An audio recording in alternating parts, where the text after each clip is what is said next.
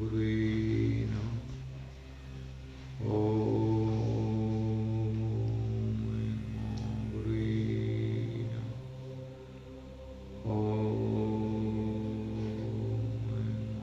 गुरुवे नमः।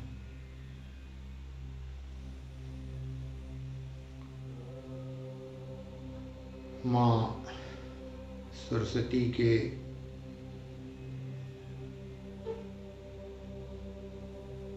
कार्यक्रम के उपलक्ष्य में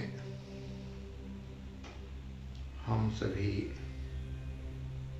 एकत्रित हुए हैं। ये ज्ञान की देवी शास्त्रों में वर्णित है। इनकी सवारी हंस और वस्त्र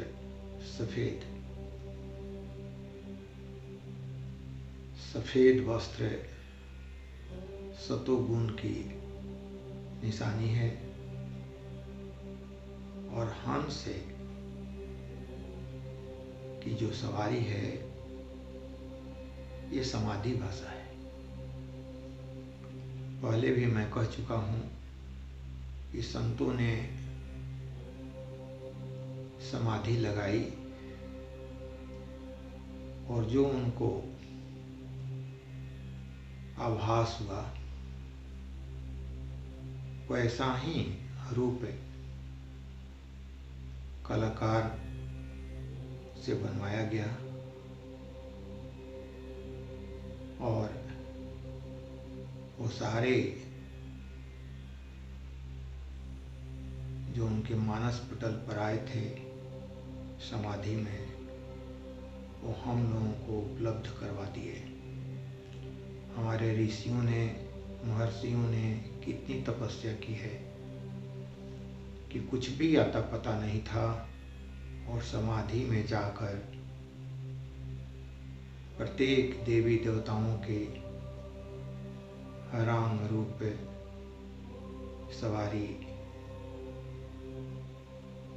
को देखा और समाधि भाषा का उपयोग करते हुए उन्होंने वैसा चित्र भी बना डाला। हंस का अर्थ समाधि भाषा में आत्मा होता है। कहा जाता है हंसा उड़ गया, यानी कि आत्मा निकल गई है।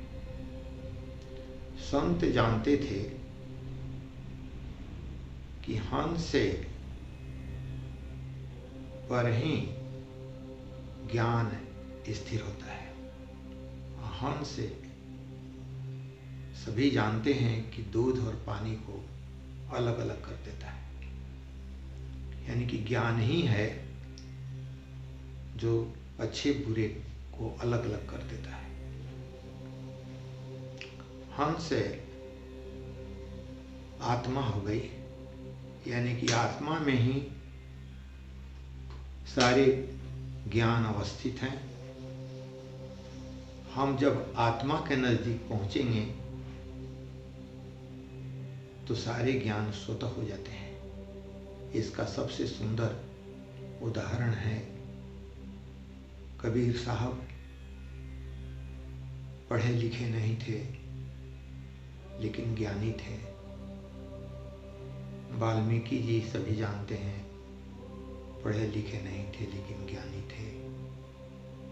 कालिदास जी हैं, सभी को पता है कि पढ़े लिखे नहीं थे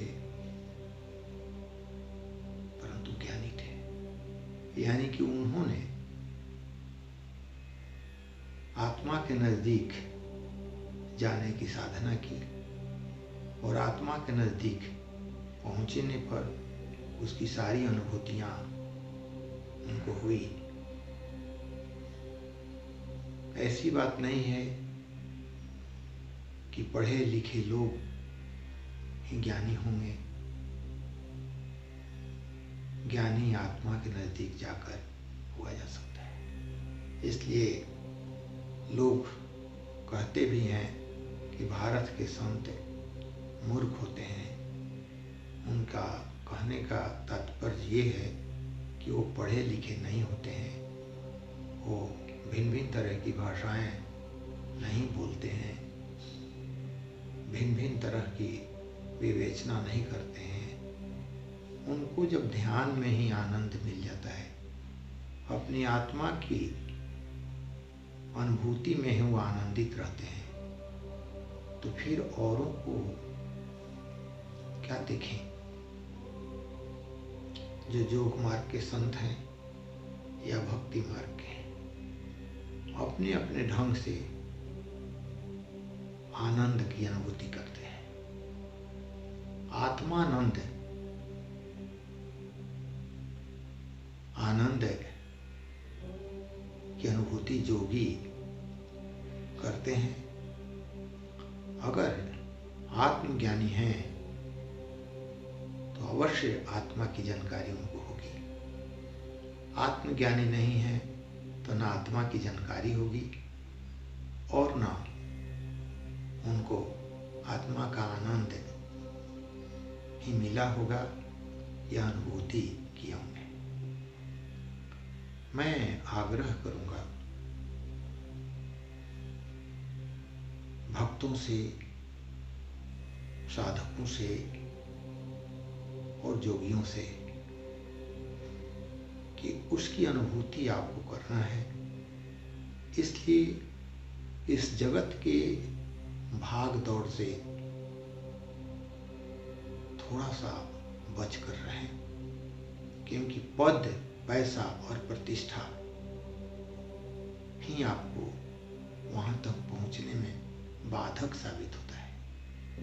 इसलिए आप प्रतिष्ठा पाना चाहते हैं या कोई पद चाहते हैं या पैसे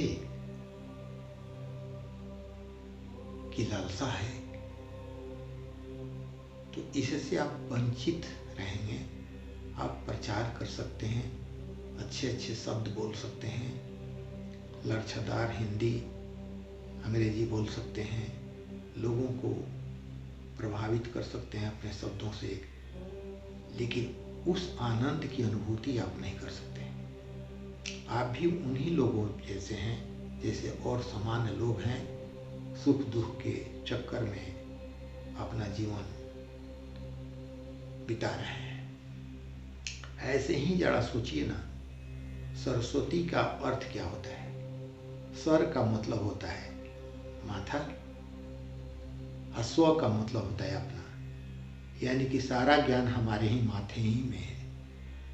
जब सारा ज्ञान हमारे माथे में है, किसी का सर अगर खराब हो जाए तो कहा जाता है इसको कुछ पता नहीं चलता है, ये कुछ भी निर्णय नहीं ले सकता है। सारे अंग सही हैं, लेकिन अगर सर में किसी तरह की परेशानी आई तो सारा ज्ञान समाप्त हो गया। इसलिए इनका नाम ही है सरस्वती। सर माथे पर, अपने ही माथे पर रहने वाला ज्ञान। तो अपने ही माथे पर रहने वाला जो तत्व है उसको सहस्त्रार करते हैं, और वहाँ आत्मा का मुख्य केंद्र बिंदु होता है जहाँ से पूरे शरीर का पोषण होता है। इसलिए जब व्यक्ति मरता है, मरने लगता है, तो पैर ठंडा होने लगता है, पैर से उसकी सारी शक्तियाँ सिमटने लगती है और सिमटते सिमटते सर तक जाती है। इसलिए अंत में सर ठंडा हो जाता है। इसका मतलब है कि सर से ही पोषण हो रहा है। इसलिए हम अनुरोध करेंगे कि हर एक व्यक्ति अपने सर को बचा कर रखें, ताकि सर अगर बचेगा तो माँ